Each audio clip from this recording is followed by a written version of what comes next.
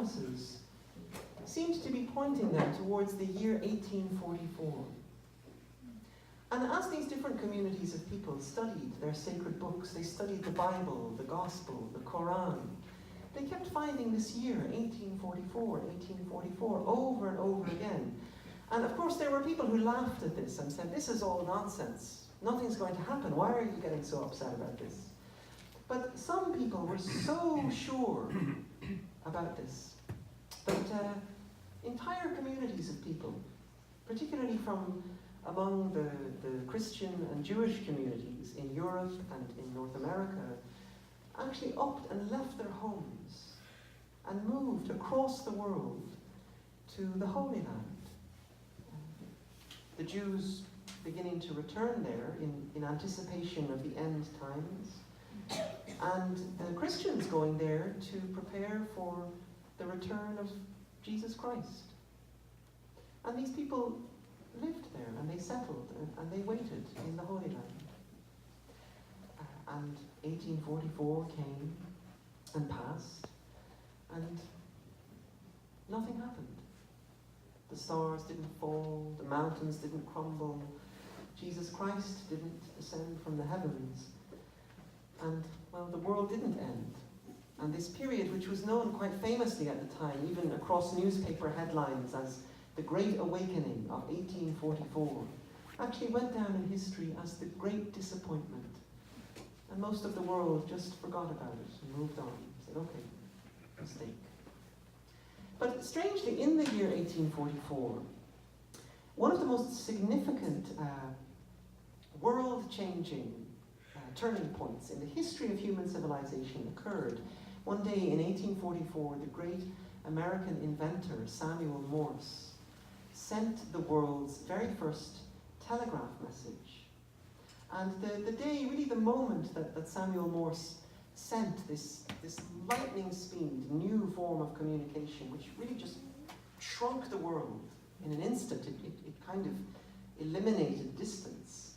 This moment, in some ways, marked the end of an old world and the beginning of the world that we all now live in, not just with telegraphs, but with telephones and televisions and now the internet and all these things that really characterize this age of communication and connection that we all live in. We say to each other every day, the world is getting smaller and smaller. All these things really began at that moment of unprecedented technological revolution in 1844. In fact, it's interesting to note that when Samuel Morse typed in that first trial run of his new invention, he chose a quotation from the Bible. He pulled this mysterious question out of the Bible and typed into his machine, "What hath God wrought?" Now, strangely, on that exact day, in 1844, on the opposite side of the planet, in Iran, or Persia as it was known, a young man made an announcement that humanity as a whole was in fact entering a new stage of history, not just technologically, but also spiritually. And he said that he had been born into the world to prepare the way for the great promised one, for whom all of the world's religions were waiting, that one who would finally establish peace on earth. And this young man in Iran called himself the Bab, which means the gate, as if he were like the gate to this promised one who was soon to appear. And the Bab whipped up a kind of a whirlwind of excitement all over Iran. Thousands and tens of thousands of people started to listen to the Bab and to prepare themselves for the coming of this promised one that he kept on talking about. And very quickly, the authorities in Iran became extremely threatened by the influence that this young man was having. Even though the Bab was only about 25 years old, he had no power, he had no army, and yet he was turning Iranian society upside down. And the authorities went into a panic. And in this state of of panic, they unleashed this kind of tidal wave of persecution against the Bab and his followers. The Bab himself was publicly executed on the orders of the king, and in the space of a few short years, over 20,000 people, men, women, children, anyone who had dared to listen to the Bab, were arrested, tortured, and killed on the streets of Iran in the mid-19th century. And the government said, okay, that's that, finished. But the Bab's message lived on, and I'd like to now play a piece for solo piano, an instrumental piece, which I've composed as a kind of a tribute to this figure known to history as the Bab, the Gate, who lived during this time of the Great Awakening. The Bab's message was really about waking people up. He wanted to wake people up, but in a very deep sense, to wake them up out of their prejudices, their fanaticism, to wake them up so that they would be awake and ready to recognize the promised one when he appeared and begin to build peace on earth. So it was as if the Bab was saying to the people, I've woken you up. Now don't go back to sleep. So this piece is for the Bab, and this is called Don't Go Back to Sleep. By the name of Baha'u'llah, which is a name which means the glory of God. And this young nobleman, Baha'u'llah, because he came from a noble family, he was not killed, but he was chained up and arrested and thrown into one of the most notorious prisons of the time, the Black Pit of Tehran. And this place wasn't really a prison at all. It was an old underground cistern, almost like an old sewer, way down deep beneath the city, where the worst of the worst criminals were sent to be sent down there and be cut off from society. This was a place with no light, with no heat, with no sanitary facility, horrendous physical environment that you could possibly imagine. And so this young nobleman, Baha'u'llah, was sent down into this black pit. And down there, where he was 4 stories underneath the earth, and chained by his neck to the floor, Baha'u'llah later described that in that dark, really filthy dungeon, he experienced a kind of overpowering vision which came to him and shook him to his core and called him to reveal to the world that he was, in fact, the one who the Bab had prepared the way for, the one for whom all of the world's religions, way up there in the world above him, were waiting. He was the promised one, sent into the world to build peace on earth. And yet there he was in this underground dungeon, chained up and shut away from the world.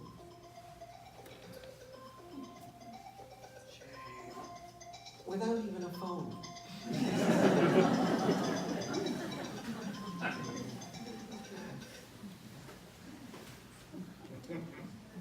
But after having survived for 4 months underground in this black pit, Baha'u'llah was released on the condition that he would leave his homeland and never return. And so he was banished from Iran, and he was sent into exile in Iraq, where he could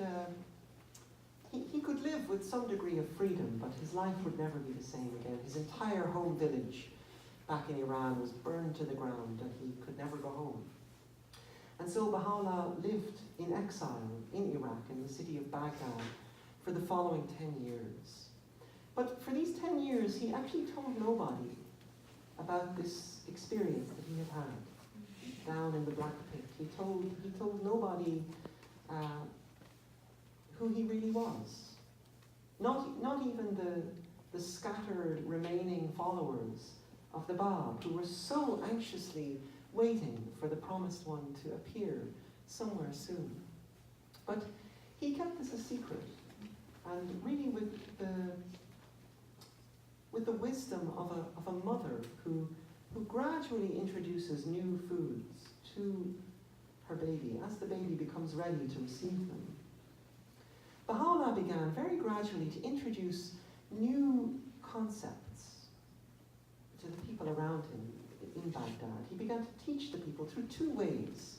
Firstly, through his own life, the way he lived, the way he interacted with people. He embraced people with a kind of universal love and respect, regardless of their religion, or their race, or their class, or their social position.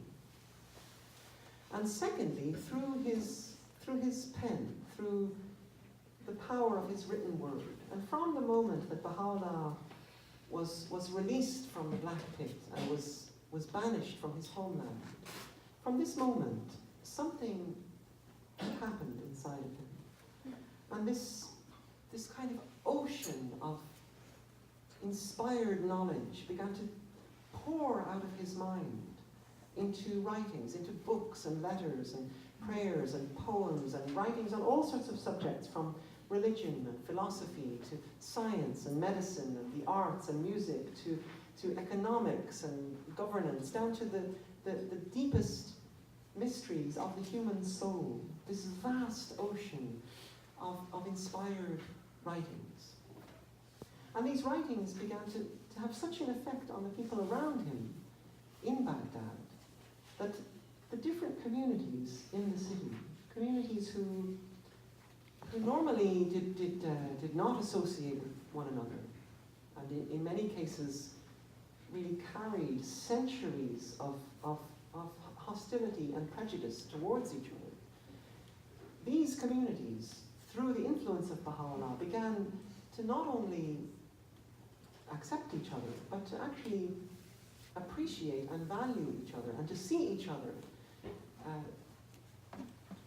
in Baha'u'llah's words as the different branches of one tree, all ultimately coming from the same root. In fact, there's a saying in these writings which I love because it's very musical. It says that the diversity of the human family should be a cause of love and harmony, just as it is in music, where many different notes blend together in the making of a perfect chord. And so Baha'u'llah began to blend together the different people of the city and teach them how to live in a society in harmony, just like in music. So, for the next song, I'd like to actually sing some of these words that Baha'u'llah wrote during this time when he was living in exile in Baghdad. These words come from one of Baha'u'llah's most well-known books called The Hidden Words. And this is a short poetic verse about the meaning of love, especially in times of difficulty. So Jasmine is going to join me for this one. This is called The Sign of Love. These writings of this exiled nobleman, Baha'u'llah, began to spread around, really like wildfire, first all over Baghdad, and then all around Iraq. And soon enough, these writings were spreading all over the Middle East, which at the time was largely under the rule of the Ottoman Empire, one of the biggest empires in the history of the world. And as these writings continued to spread further and further afield, eventually the same thing that had happened to the Bab began to happen to Baha'u'llah. The authorities became threatened by the influence that he was having. They had done away with the Bab. But now here was this exiled prisoner, Baha'u'llah, who was having an even greater impact on people's minds and people's hearts, and they felt very uncomfortable with the kinds of things that he was teaching people, and the fact that, well, they felt that what he was teaching really presented a threat to their power over the people.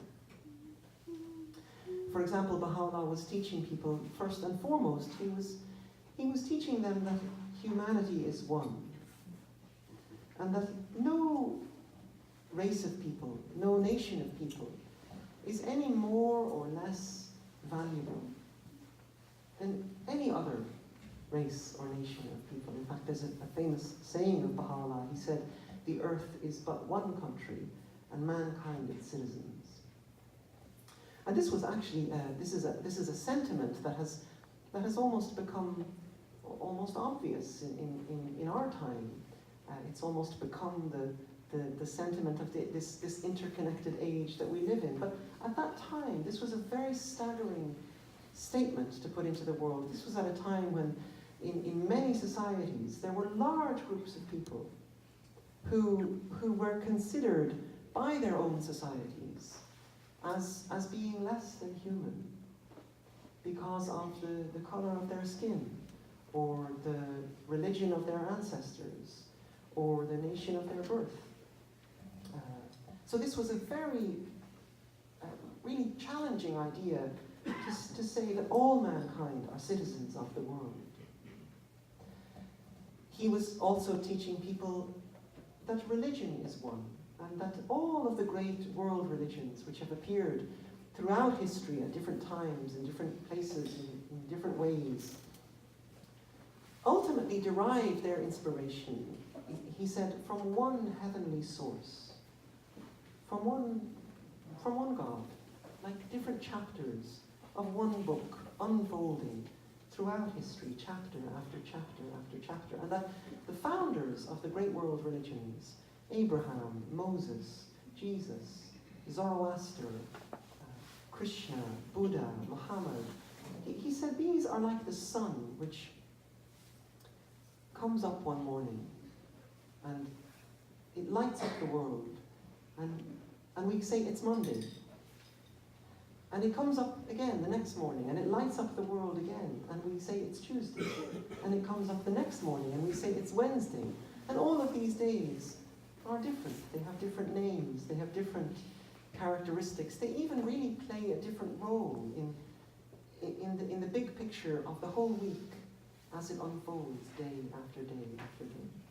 And Baha'u'llah was teaching people that these extraordinary figures who have each brought this really divine creative impulse into the history of civilization, Jesus, Moses, and all of them, these messengers of God, he actually wanted to give them an even higher name. He called them manifestations of God on earth.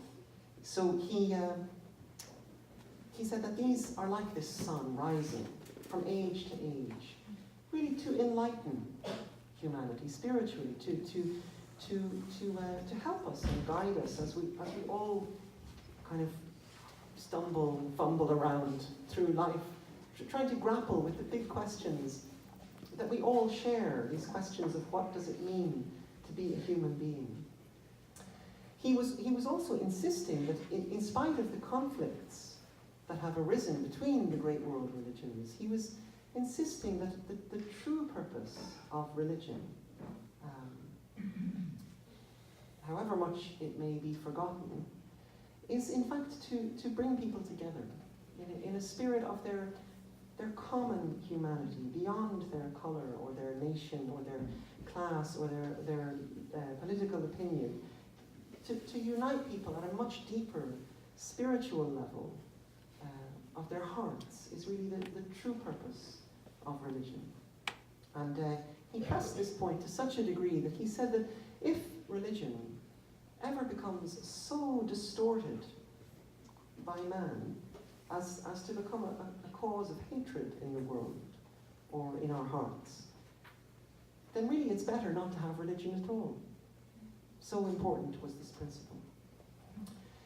He was also promoting the equality of men and women and the importance of universal education, especially for young girls, because he pointed out that mothers are actually, in most cases, are the primary educators of all humanity. In most cases, our mothers are really our very first teachers the moment we come into the world on this journey through life.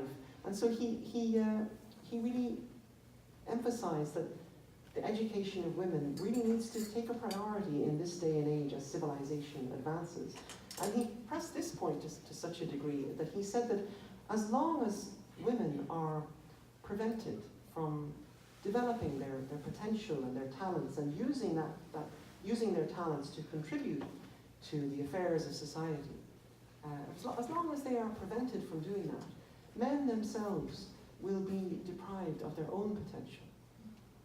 And this also was, again, a very kind of alien concept to put into the world. This was at a time when, in the vast majority of societies, women were not even allowed to vote. Finally, perhaps most importantly, Baha'u'llah was teaching people a very important principle for their individual lives, which he called the independent investigation of truth. He was empowering people to look at things with their own eyes and not through the eyes of others, and to really strive to overcome the different prejudices that we see in society and that have just wreaked so much havoc on humanity's history, and which are always the result of looking through the eyes of others instead of looking at things with our own eyes. Because, we look at children and they have no prejudices. Children just are what they are.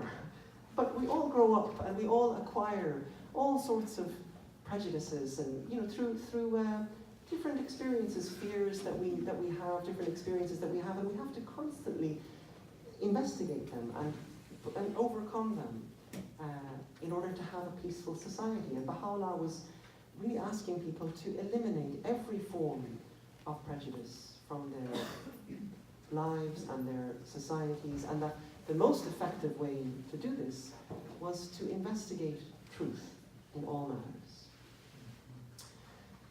So, after 10 years of living in exile and teaching these things, the authorities finally said enough, and they decided to exile Baha'u'llah a second time, this time to the city of Istanbul, the capital of the Ottoman Empire, where he could be kept under the supervision of the Sultan, one of the most powerful men in the world.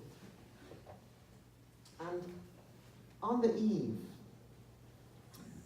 of Baha'u'llah's departure from Baghdad, as he was leaving the city, he stopped in this rose garden, just on the outskirts of the city. And in this rose garden, as he was about to leave, he finally revealed this secret that he had kept in his heart for 10 years, even though many people had started to quietly guess it already, because they had really witnessed their whole society being transformed through his presence there.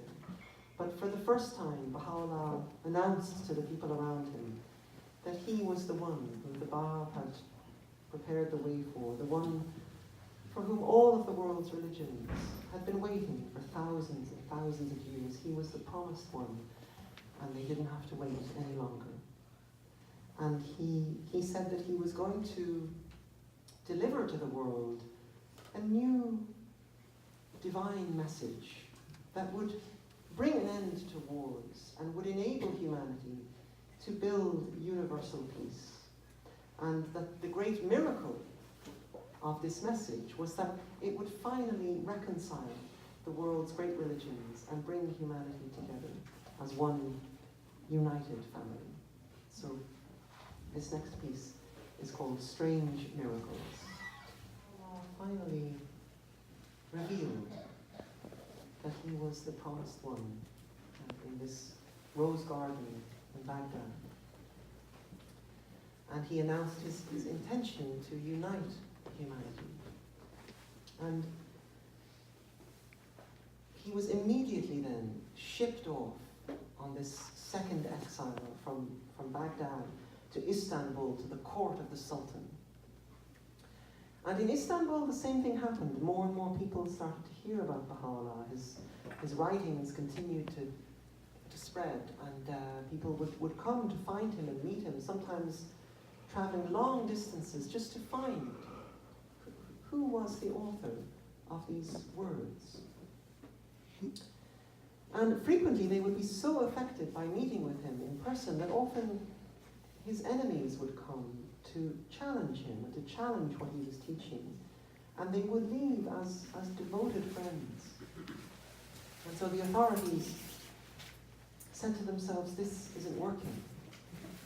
And so they exiled him a third time, this time pushing him way out to a remote corner of the Ottoman Empire, where he would be far away from the major cities of the empire, and he wouldn't have access to so many people to spread his teachings.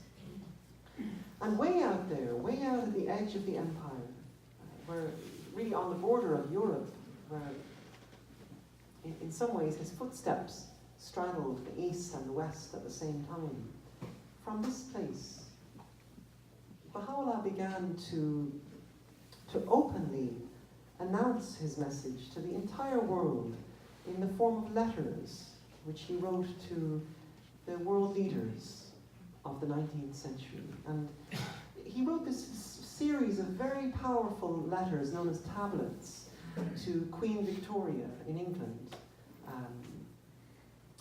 to the namesake of this city, I understand. Is this city named after Queen Victoria? Yes.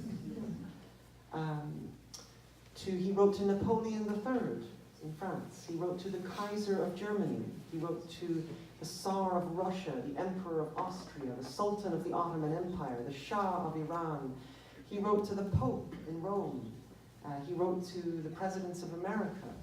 And in these letters, these tablets, Baha'u'llah urged these world leaders to reconcile their differences, to put effort into resolving their differences, and to consult together, to talk together, and put their energy into building universal peace. And he gave them a set of instructions that they could use, a kind of a divine blueprint that they could use to build universal peace if they chose to by their own free will. He told them to think of the world like a human body, where if one member of this body, if any member of this body is diseased or is afflicted in some way, then the whole body is going to suffer sooner or later. And he told these world leaders that if they did not recognize the reality of this interconnectedness of all the different people of the world, they didn't recognize the oneness of humanity, they would face grave problems in the years and centuries coming up. In fact, there are very striking statements Baha'u'llah wrote in some of these tablets. He wrote how he could see visions of rivers of blood flowing through Europe, and he could hear the lamentations of the city of Berlin in the decades to come if these world leaders did not treat their subjects with justice. But he also told these world leaders that even if they all ignored him, it wouldn't matter, and that universal peace would be built by the people of the world, little by little. So if not from the top down, okay, from the bottom up, we'll build it. And so Baha'u'llah sent off this call, this invitation to universal peace to the world leaders of his time. And in a final attempt to completely remove him from civilization, two of the great superpowers of the day, the Sultan of the Ottoman Empire and the king of his own homeland, Iran, joined forces and exiled Baha'u'llah a fourth and final time, this time to the most inhospitable corner of the earth that they could find, the old prison city of Akka in the Holy Land.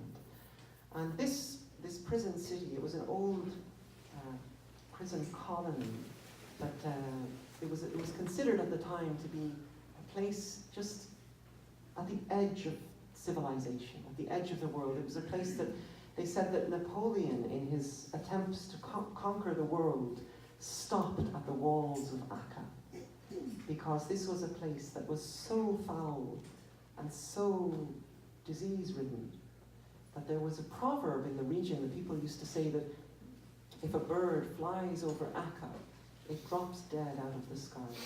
So disgusting was this place. And so Baha'u'llah was sentenced to life imprisonment in this prison city of Acca in the Holy Land. But in spite of this, he continued from his prison, through his writings, he continued to drive forward this movement that he had initiated, this impulse for unity and universal peace and elimination of prejudice. He continued to drive this forward for the rest of his life.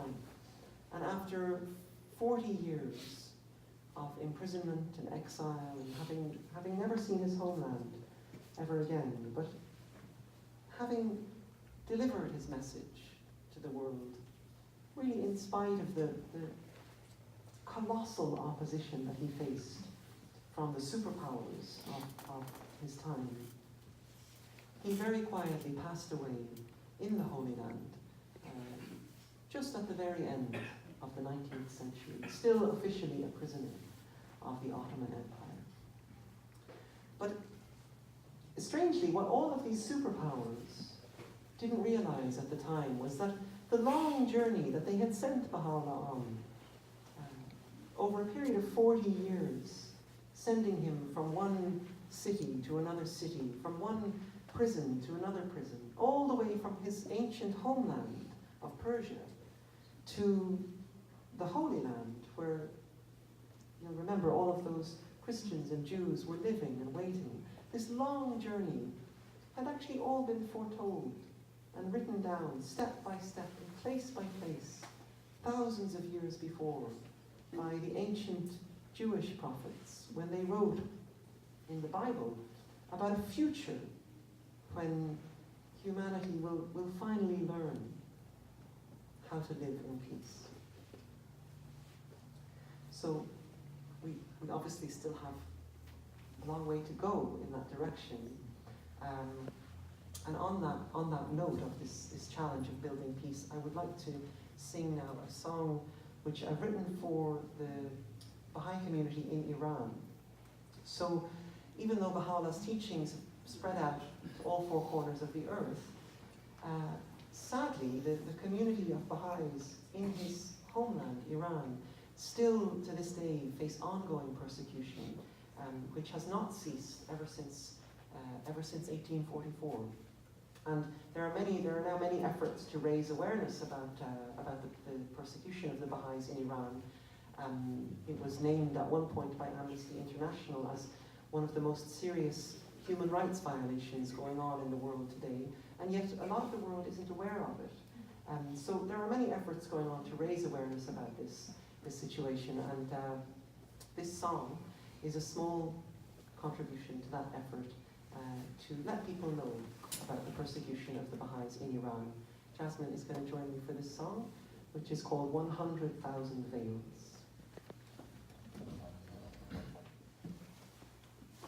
Okay, so moving a little bit forward in the story now, I wanted to play another piece for solo piano, and the name of this piece is The Laughing Master. So I'd like to share with you a little bit about the inspiration behind this piece and the meaning of this title.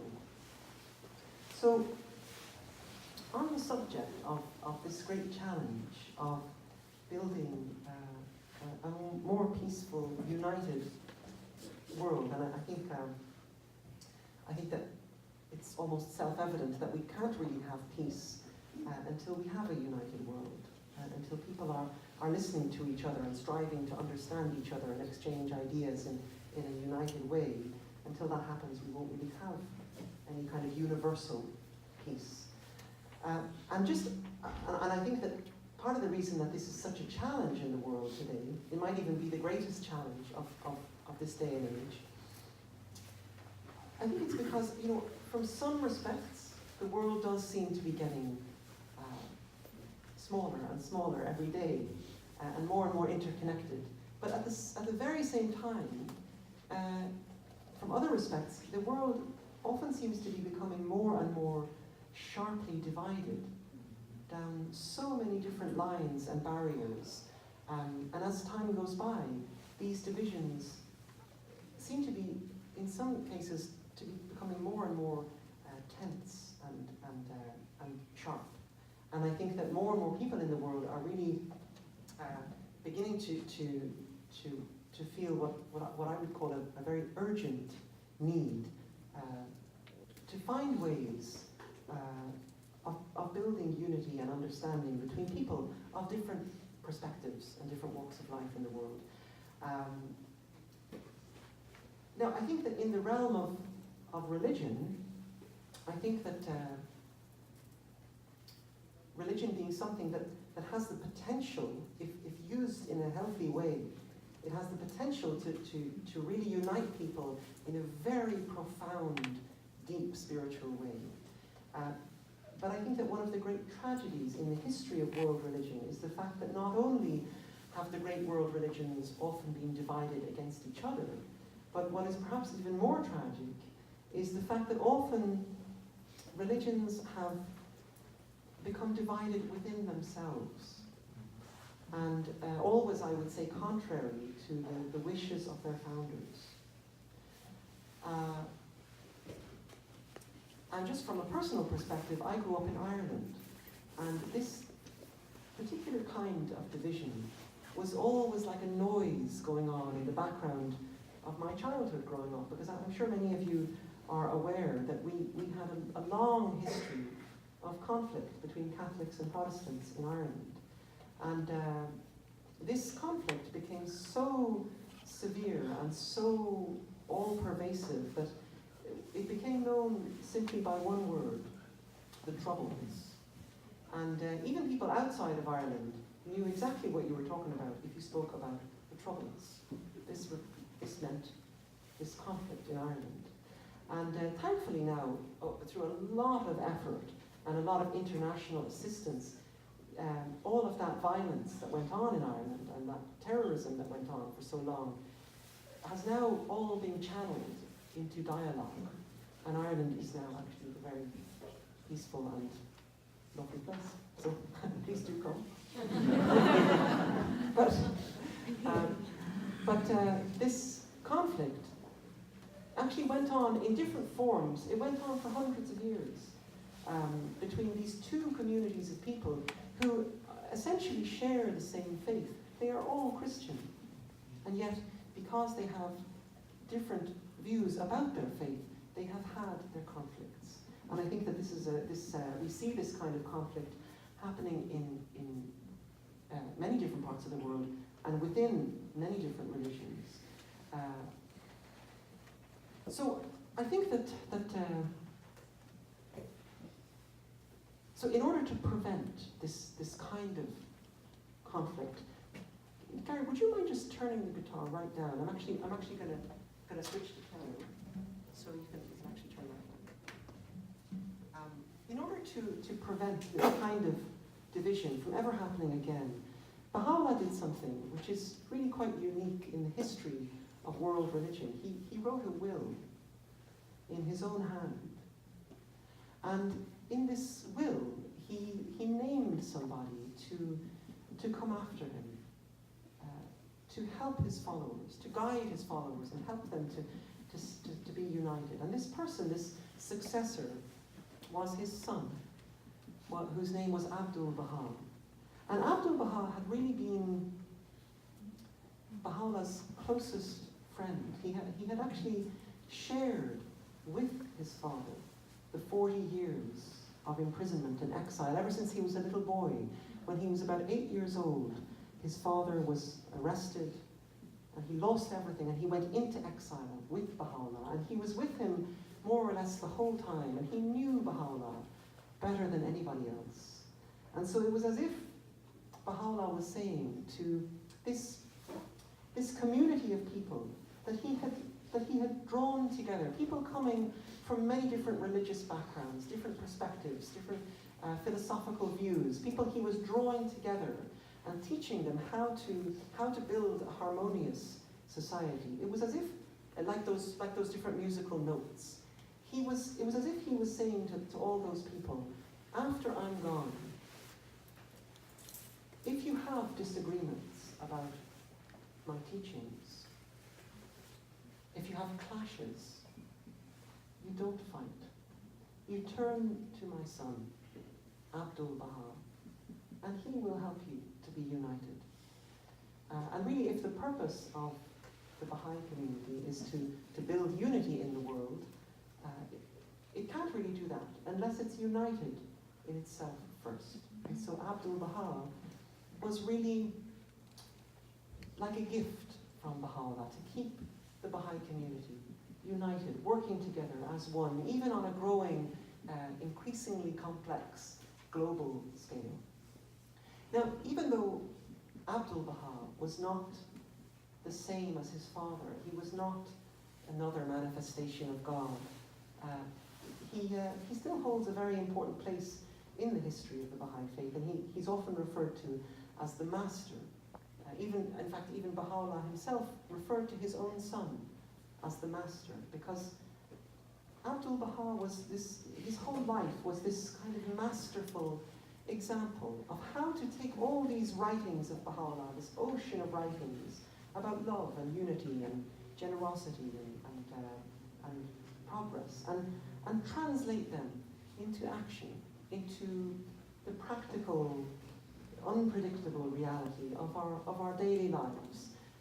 Abdu'l-Baha was once described as a man who walked the spiritual path with practical feet, because there were many examples in his life of what does love look like in practice, what does unity look like in practice, what does patience or justice or forgiveness look like in practice. In fact, of all of the books that Baha'u'llah wrote, his son was like a living book, like his greatest masterpiece, a living expression of all of his teachings put into practice in the life of a human being, in day-to-day life. And so for this reason, Abdu'l-Baha is often known as the master, almost like a master craftsman of life itself. But Abdu'l-Baha never actually used this title. He never referred to himself in this way, and he preferred to be known by this name which he had actually chosen for himself at a certain point in his life, Abdu'l-Baha, which, almost on the contrary, means servant of the glory of God. Just as Baha'u'llah means glory of God, Abdu'l-Baha means servant of the glory, or servant of the light, whatever translation you prefer. And this name represented the ultimate practical example that Abdu'l-Baha wanted to leave behind for people, and that was the example of service, of living a life that is in some way of service to one's fellow human beings, a life where serving each other and helping each other really becomes the ultimate expression of love in practice. In fact, there's a saying of Abdu'l-Baha. He said, if you desire to love God, love your fellow man, for in him you will find the image and likeness of God. And if you desire to serve God, serve humanity. And so, in this piece, I've tried to paint a kind of a musical portrait of Baha'u'llah's son. So on the one hand, as the master, this great, really exemplary kind of nobility and dignity.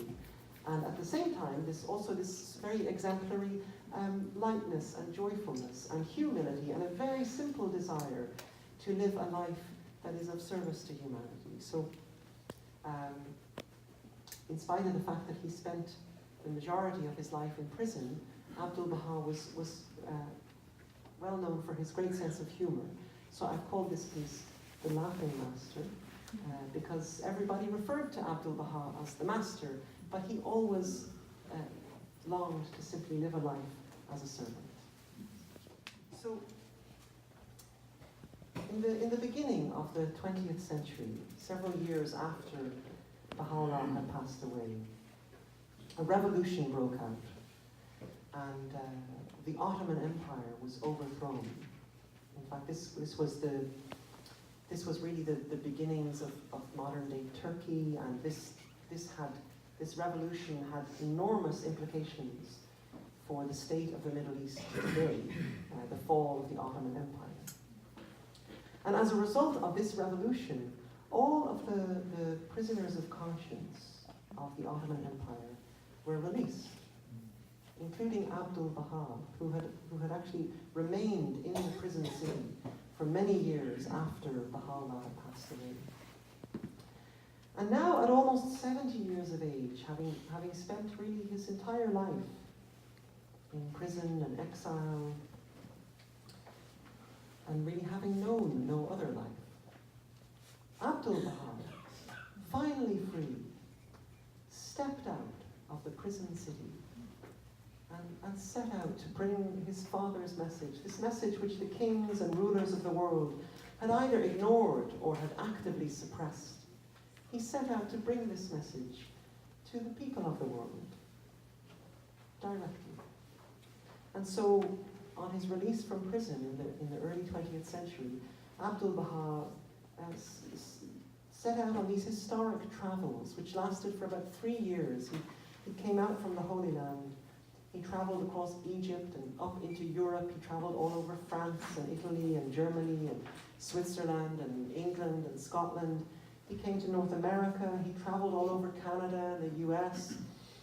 And having never given a public talk in his entire life, really having been a prisoner for most of his life,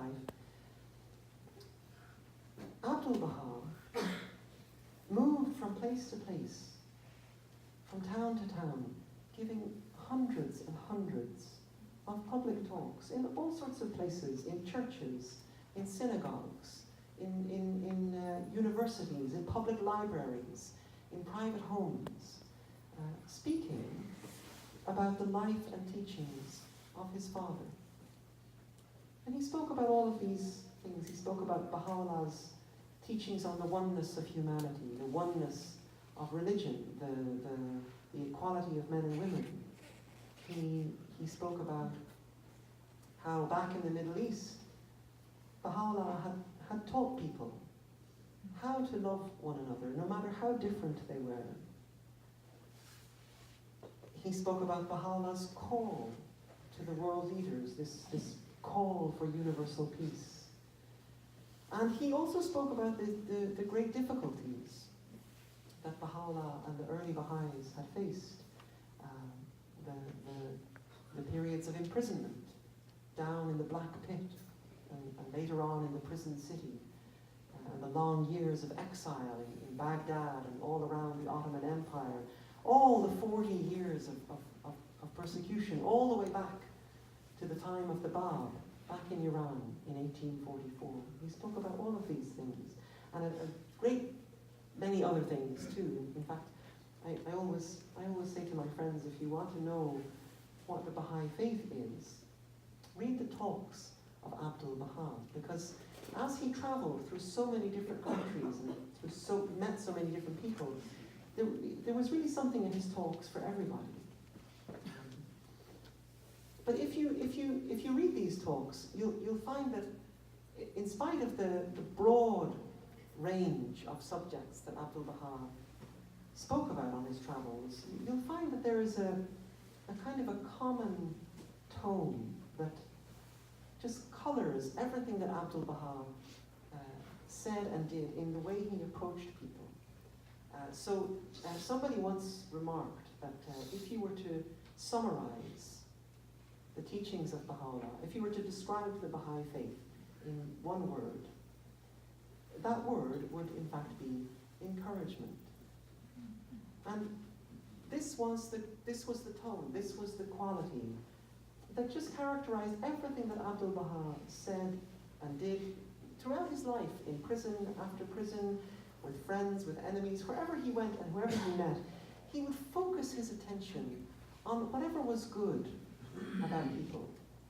And just by finding one good thing, one good quality about every person that he met, maybe when this person is very helpful, or that person was very friendly, or maybe this person is has great determination or confidence or enthusiasm, whatever it might be, thoughtfulness, some good thing that's there. Just by finding that one good thing, he would draw it out of the person, and the person would grow in multiple ways. It was as if Abdu'l-Baha, looking through the lens of his father's teachings, he could see the hidden potential in every human being, regardless of who they were or where they were coming from. It was as if he looked at every human being as if they were like a mine, full of gems of great value, hidden inside, just waiting to be discovered and brought out through a little bit of encouragement. When Abdu'l-Baha met people of different faiths, different religions, he would never try to convert them to the Baha'i religion, but he would actually try to confirm them in the true, deep, loving message of their own religion and of all religion. And so on that note, I would like to bring our journey to a close with a song about the true, loving message of all religion. And this is called Have You Heard?